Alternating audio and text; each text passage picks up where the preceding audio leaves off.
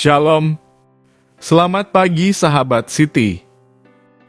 Renungan harian Sabtu tanggal 25 November 2023 mengambil tema tentang selalu siap sedia. Jangan tidur rohani, yang diambil dari firman Tuhan kitab 1 Tesalonika pasal 5 ayat 1 sampai dengan ayat yang ke-11. Berjaga-jaga. 1. Tetapi tentang zaman dan masa, saudara-saudara, tidak perlu dituliskan kepadamu. 2. Karena kamu sendiri tahu benar-benar bahwa hari Tuhan datang seperti pencuri pada malam. 3.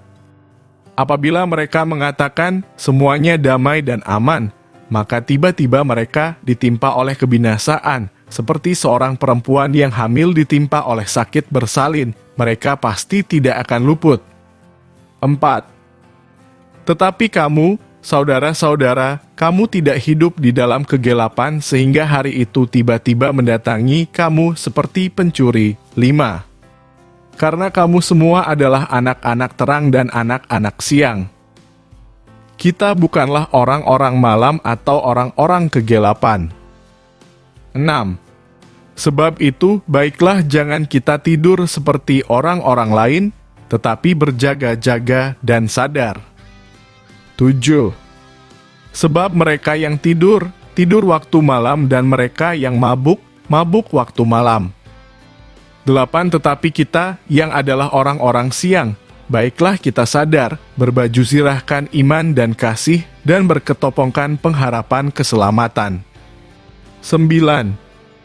Karena Allah tidak menetapkan kita untuk ditimpa murka, tetapi untuk beroleh keselamatan oleh Yesus Kristus, Tuhan kita. 10.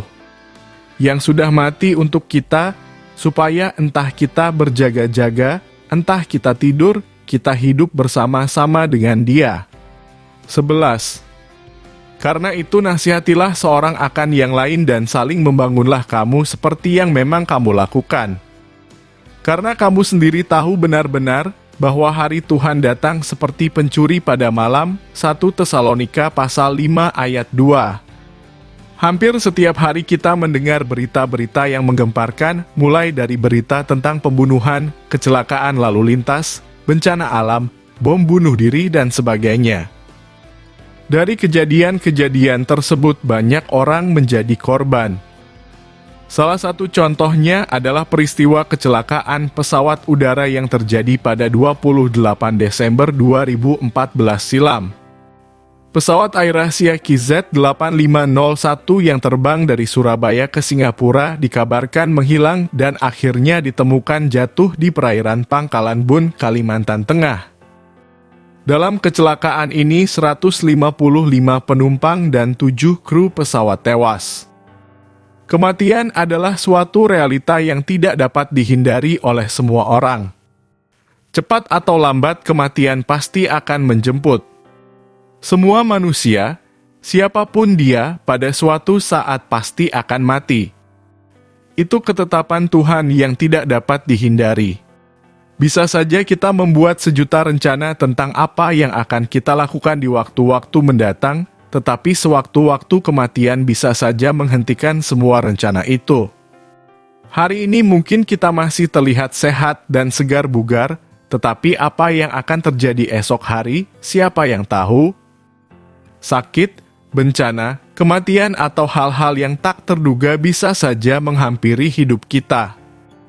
Karena itu janganlah memuji diri karena esok hari, karena engkau tidak tahu apa yang akan terjadi hari itu. Amsal pasal 27 ayat 1. Yang patut direnungkan, ada apa sesudah kematian itu?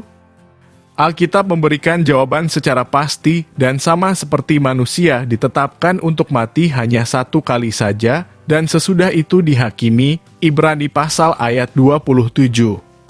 Jadi, ada penghakiman setelah kematian. Apa yang harus kita lakukan selama masih hidup sebelum kematian menjemput? Rasul Paulus menasihati jemaat di Tesalonika. Sebab itu, baiklah jangan kita tidur seperti orang-orang lain, tetapi berjaga-jaga dan sadar. 1 Tesalonika pasal 5 ayat 6. Artinya, dalam segala keadaan kita harus dalam posisi siap sedia, sadar secara rohani dan menguasai diri dalam segala hal, seperti halnya orang tidak minum anggur yang mengandung alkohol. Jangan sampai kita tertidur, sebab mereka yang tidur, tidur waktu malam, dan mereka yang mabuk, mabuk waktu malam. 1 Tesalonika pasal 5 ayat 7. Persiapkan diri sebaik mungkin sebelum Tuhan memanggil kita pulang. Kiranya Tuhan Yesus senantiasa memberkati kita semua. Amin.